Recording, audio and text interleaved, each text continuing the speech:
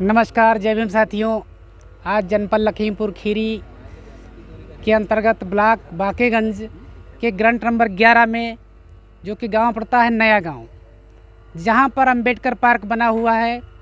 बहुत ही बेहतर तरीके से बना हुआ है। ज़रा अंबेडकर पार्क दिखाइए। ये इतना काफ़ी संख्या में दूरी में बना हुआ है अम्बेडकर पार्क। आप देख रहे हैं कितना जगह है, कितना पर्याप्त जगह है।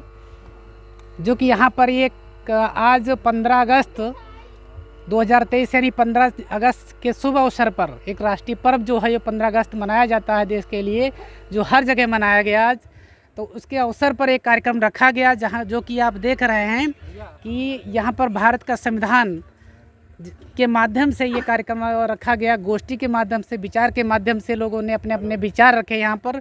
तो आइए, यहाँ पर जो मुख्य वक्ता के रूप में है, कथावाचक के रूप में है आदरणीय बीपी बौद्ध जी, जो कि बहुजन कथावाचक हैं, बहुजन संविधान विद्यार्थी भी हैं। तो आइए कुछ इनसे चर्चा करते हैं। सर जी, जो बताइए, आज जो कार्यक्रम हुआ इसका मुख्य उद्देश्य क्या रहा? जी, बहुत बहुत साधुवाद आपका, जो आज के कार्यक्रम के संबंध में आप हमसे जानकारी ले रहे हैं। देखिए, आज का जो दिन है स्वाधीनता दिवस है और आज के दिन देश आज़ाद हुआ ऐसा कहा जा रहा है। हम लोगों को कार्यक्रम रखने का एक उद्देश्य था कि जब देश ब्रिटिश शासन से आज़ाद हुआ तो ये देश चलेगा कैसे, है ना। देश चलेगा कैसे, तो वो देश भारत का संविधान से चलेगा। तो 1947 में देश आज़ाद हो जाता है और उसके बाद में 26 जनवरी 1950 का समय आता है तो भारत का संविधान आता है। 1947 में ये कहा गया कि सबको आज़ादी मिल गई। जहाँ तक मेरी समझ है कि जो भारत का संविधान है उससे सभी लोगों को संपूर्ण आज़ादी मिली है, अगर उसका ठीक ठीक पालन हो जाए। तो इस उद्देश्य को लेकर के डॉक्टर अंबेडकर पार्क में यहाँ के गांव के लोग और जो डॉक्टर अंबेडकर कमेटी है, इनके सभी पदाधिकारियों ने मिलकर और काफ़ी लोगों का, क्षेत्र के लोगों का, हमारे मास्टर साहब हैं बंजरिया से, इनका सभी का साथ सहयोग से आज का कार्यक्रम रखा गया कि आज़ादी के दिन भारत का संविधान का विशेष महत्व है। ठीक है, तो इसलिए संविधान की चर्चा यहाँ पर की गई। मेरा इतना मानना है कि जो ये शोषित पीड़ित समाज है, देश का मूल निवासी वर्ग है, जिसको भारत का संविधान वहाँ सामाजिक और शैक्षणिक रूप से पिछड़ा हुआ कहता है। भारत का संविधान, जिनको इधर मूल निवासी कहा जा रहा है, संविधान में उनके लिए कहा गया है सामाजिक और शैक्षणिक रूप से पिछड़ा हुआ वर्ग। ठीक है, तो इनकी ठीक ठीक आज़ादी, वास्तव में आज़ादी भारत का संविधान का ठीक ठीक पालन होने से हो सकता है। तो जैसे भारत का संविधान की जो एक उद्देशिका है, तो उद्देशिका में सब बताया गया है, मतलब संविधान क्या चाहता है देश के अंदर, वो सब कुछ भारत का संविधान की उद्देशिका में है ना। तो हम चाहते हैं कि जन जन में इसका प्रचार हो, लोग संविधान के पक्ष में खड़े हों और संविधान की बात बोलें, और जैसा संविधान चाहता वैसा बने। तो कैसा बने, यानी भारत का संविधान और संविधान का भारत बने, यानी भारत का संविधान से संविधान का भारत बन जाए। संविधान का भारत का मतलब यही है कि सभी की बराबर गरिमा होनी चाहिए, सभी की बराबर प्रतिष्ठा होनी चाहिए, सबको अवसर की समता होनी चाहिए और किसी के साथ में अन्याय ना हो, यानी सभी लोग समानता के साथ में जीवन को जिए। कोई भी व्यक्ति किसी की व्यक्ति के साथ में शोषण ना करे, अन्याय ना करे, अत्याचार ना करे। हमारे देश की जो बहन माताएं हैं उनके साथ शोषण ना हो।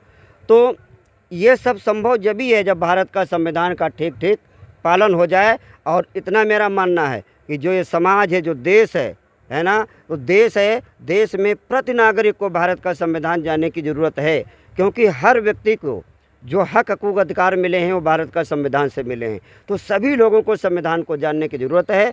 इसी विषय को लेकर यहाँ पर आज के आज़ादी के दिन पर भारत का संविधान का लक्ष्य बनाते हुए कार्यक्रम रखा गया। तो सर ये बताइए, जैसे कि आप कथा वाचते हैं, बौद्ध धर्म की कथा वाचते हैं, तो वहाँ पर संविधान की बात किस प्रकार से करते हैं? जी, वहाँ पर मैं इसी प्रकार से संविधान की बात करता हूँ कि जैसे हमारे जितने महापुरुष हुए, अगर तथागत बुद्ध की बात हम कर लें तो तथागत बुद्ध की जो विचारधारा थी वो क्या थी, समता थी, बंधुता थी, न्याय था, है ना, स्वतंत्रता थी। ये विचारधारा तथागत बुद्ध की थी और वो विचारधारा भारत का संविधान में है। उद्देशिका में ही आपको मिल जाएगा, है ना। तो तथागत बुद्ध की अगर हम बात सुनाते हैं तो हम ऐसा समझते हैं कि तथागत बुद्ध को अगर आप जीवित रखना चाहते हैं, बाबा साहब को आप जीवित रखना चाहते हैं, तो भारत का संविधान पढ़िए और संविधान में उनकी विचारधारा आज लिखी है। अगर संविधान नहीं है तो कोई महापुरुष नहीं है। ये बात मैं अपने कथा के माध्यम से बताने का प्रयास करता हूँ जी।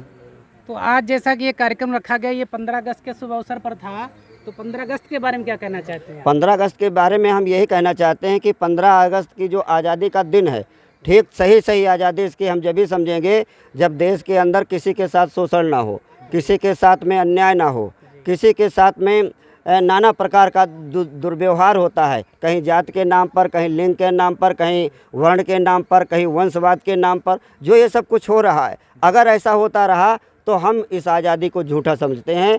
आज़ादी हम ठीक जब भी समझेंगे जब सभी के साथ में समानता का व्यवहार प्रति नागरिक एक दूसरे के साथ करे।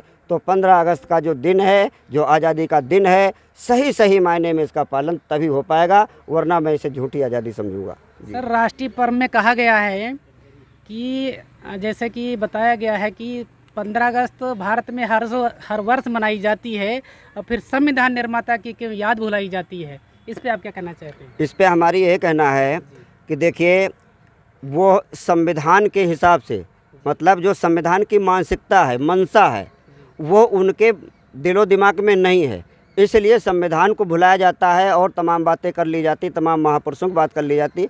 मैं उनका विरोध नहीं करता हूँ, जो भी महापुरुषों का योगदान है देश के लिए उनका नाम लीजिए, लेकिन जिन्होंने बहुत बड़ी संख्या में देश के लिए कुर्बानियाँ दी तो उनका भी नाम लीजिए, यही हमारा कहना है। अगर बाबा साहब कोई भुला रहा है तो ठीक नहीं कर रहा है, क्योंकि वो महान नेता थे, उनका बहुत बड़ा व्यक्तित्व था। उन्होंने देश के लिए कुर्बानी दी है, एक जात के लिए नहीं, एक वर्ग के लिए नहीं, वो भारत का निर्माण किया है। तो ऐसे बाबा साहब की कुर्बानी को याद रखना चाहिए। और जो लोग उनको भुला देते हैं, मैं उनको अज्ञान के सिवा और कुछ नहीं कहूँगा, वो अज्ञानता में हैं, वो बाबा साहब को भी समझ नहीं पाए हैं जी। बहुत बहुत धन्यवाद। इधर और भी हैं भैया जी, आइए बात करते हैं। हम बात करेंगे आज भीम आर्मी के ब्लॉक अध्यक्ष शिवम कुमार गौतम जी से। ये जो आज स्वतंत्रता दिवस समारोह आज मनाया जा रहा है, इसके बारे में आप क्या बताना चाहेंगे? जी, हम यही कहना चाहते हैं कि आज़ादी का अमृत महोत्सव मनाया जा रहा है और हर घर तिरंगा पहुंचाया जा रहा है। मेरा मानना है कि हर घर संविधान भी पहुंचाया जाए।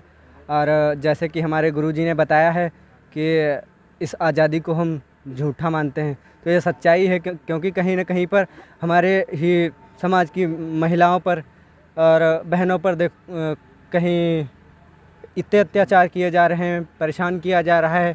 अभी मणिपुर की घटना को लेकर देख लो, इतनी शर्मनाक है। तो इसीलिए मेरा मानना ये है कि जब तक समाज में परिवर्तन नहीं आएगा तब तक आज़ादी नहीं है। मैं नहीं मानता इस आज़ादी को।